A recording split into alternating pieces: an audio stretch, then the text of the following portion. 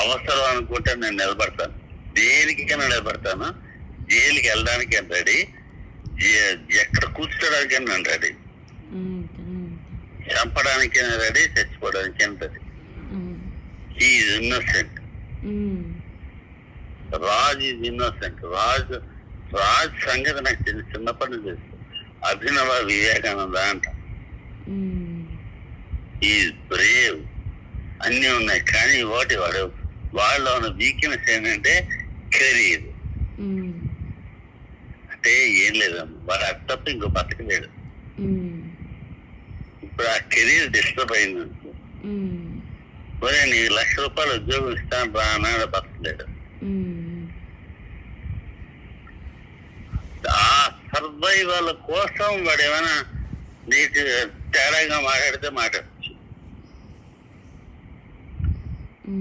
ఒకటి అడిగానా, ఇచ్చినందుకు ఒక్క లావణ్య ఎవరిది, నేను బ్రేకప్ అని చెప్పి దాన్ని దుబ్బేమంటే అది తను ఏం చేయగలదు. కానీ ఇచ్చిన ఎప్పుడు అంటే కంఫర్టబుల్ గా ఉన్న టైంలో ఇచ్చిన మాట కోసం నిలబడుతున్నాడు అంతే. వాడు మాట కోసం నిలబడతాడు. కానీ మాటని ఇప్పుడు బాండ్లు అక్కర్లేదు, లీగల్ అక్కర్లేదు, ఏం అక్కర్లేదు, నిలబడతాడు. అంతకంటే ఇది నీ మీద ఉంది.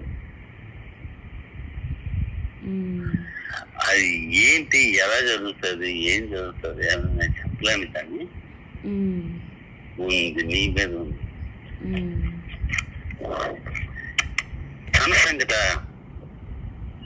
అవసరం అనుకుంటే నేను మొత్తం రివీల్ చేస్తాను. తన చేత కొంత నాకు తెలుసు. బ్లాక్ మెయిల్ చేస్తుంది, నేను భయపడిపోతున్నాడు. ఏం చేస్తుంది? పెళ్ళయిందా? లేదు. ఏం బ్లాక్ మెయిల్ చేస్తుంది?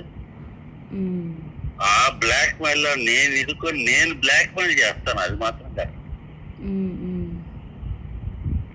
నేను బ్లాక్ మెయిల్ చేసే పరిస్థితి తెచ్చుకుందా నాశనం అయిపోతుంది.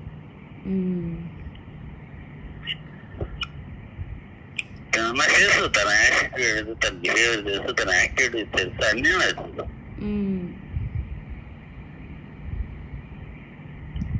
అర్థమైందా? అంటే నాకు అంటే మనుషుల్లో ఎవరి పరిస్థితులు వాళ్ళవి, ఎవరి యాటిట్యూడ్స్ వాళ్ళవి, ఎవరిని మనం బ్లేమ్ చేసుకో. కానీ ఒకళ్ళని హారం చేసి బ్లాక్ మెయిల్ చేసి ఇబ్బంది పెట్టి చేద్దాం అనుకునే వాళ్ళకి మాత్రం నేను సపోర్ట్ చెయ్యను.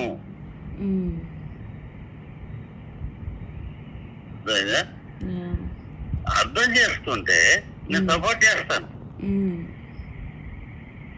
ఇప్పుడు ఇదే విషయం లావణ్య నన్ను నిలదీసి అడిగింది అనుకో, ఇదే విషయాలు నేను చెప్తాను. కొన్ని ఎవిడెన్సెస్ అంటే ఆ పూర్వం నాకేంటంటే ఈ టెక్నాలజీ విషయాల్లో ఆయన థంబ్ ఇంప్రెషన్. ఇప్పుడు నేను అప్పుడు కౌన్సిలింగ్ చేసేవాడిని. మాస్ హిప్నటైజ్ నేను హిప్నటైజ్ చేస్తే పెద్ద హాల్ ఉండేది. అందులో ఒక 30 మంది పడతారు. 30 మంది ఏంటి, ఈజీ చేయొచ్చు, ఆరాం చేస్తే 30 మంది పడతారు. ఆరాం చేస్తే దానికి ఒక సౌండ్ సిస్టమ్ కొనాలి అంటే ఎక్కడ కొనాలో నాకు తెలియదు. నాకు సబ్జెక్ట్ ఉంది, చెయ్యగలను, రిలీఫ్ క్రియేట్ చేయగలను, నమ్మకం క్రియేట్ చేయగలను, అన్నీ ఉన్నాయి. కానీ నాకు టెక్నాలజీ తెలియదు. అలాంటప్పుడు సెల్ టెక్నాలజీ కూడా నాకు తెలియదు. రికార్డింగ్, ఆ రికార్డింగ్ చేసే వినిపించవచ్చు, నాకేం తెలీదు. ఆ టైంలో తను మమ్మల్ని హెరాస్ చేసింది, భయంకరంగా హెరాస్ చేసింది. నేను నొక్కి ఉంచుతాను, కానీ ఆంటీకి కానీ కలిపితే మొత్తం బయటపడతాడు.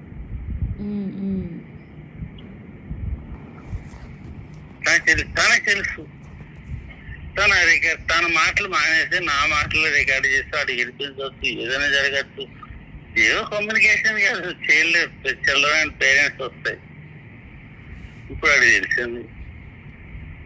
ఇప్పుడు నేను ఆ టెక్నాలజీ